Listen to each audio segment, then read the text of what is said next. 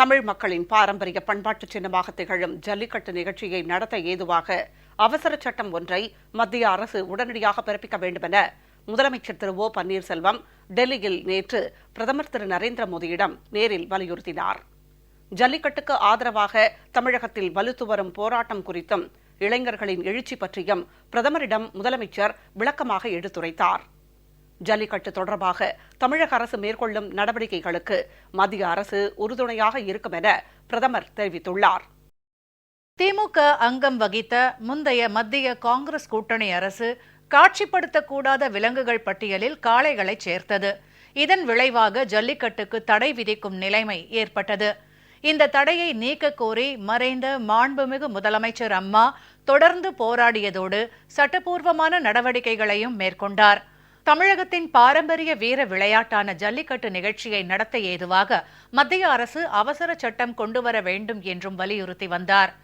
மறைந்த மாண்புமிகு முதலமைச்சர் அம்மாவின் வழியில் சிறப்பாக செயல்படும் அஇஅதிமுக பொதுச் செயலாளர் சின்னம்மா ஜல்லிக்கட்டு மீதான தடையை நீக்கும் வகையில் அவசர சட்டம் ஒன்றை உடனடியாக பிறப்பிக்க வலியுறுத்தி பிரதமர் திரு நரேந்திர மோடிக்கு கடிதம் எழுதினார்.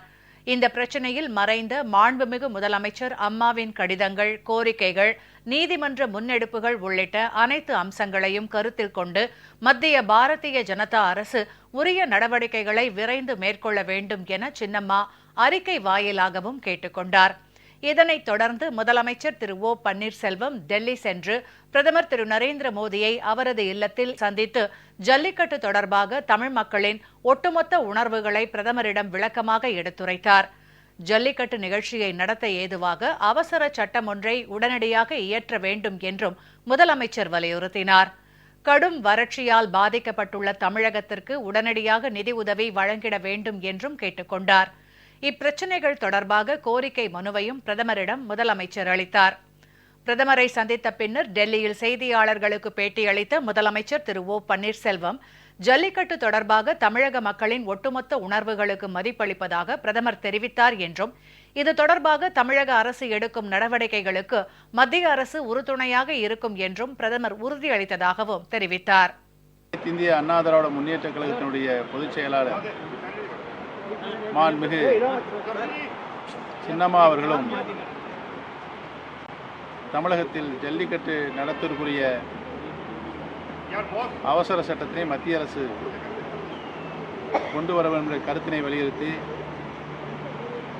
கழக பொதுச் செயலாளர் மாண்புமிகு சின்னம்மா அவர்களும் மாண்புமிகு பாரத பிரதமர் அவர்களுக்கு கடிதத்தின் வாயிலாக கேட்டுக்கொண்டார்கள். மாண்புமிகு பாரத பிரதமர்களை சந்தித்து தமிழகத்தில் தடை செய்யப்பட்டிருக்கின்ற ஜல்லிக்கட்டை, தமிழகத்தினுடைய பாரம்பரியமான உரிமையை, வீர விளையாட்டை மீண்டும் நடத்துவதற்குரிய சட்ட திருத்தத்தை மத்திய அரசு கொண்டு வர வேண்டும் என்று வலியுறுத்தினேன். மாண்புமிகு பாரத பிரதமர் அவர்களும் ஜல்லிக்கட்டு நடத்திட தேவையான நடவடிக்கைகளை எடுத்திட வேண்டும் என்று நான் வலியுறுத்தி அதற்கு ஏதுவாக ஒரு அவசர சட்டத்தினை கொண்டு வர வேண்டும் என்ற கருத்தினையும் வலியுறுத்தி மாண்புமிகு பாரத பிரதமரிடம் தெரிவித்தேன்.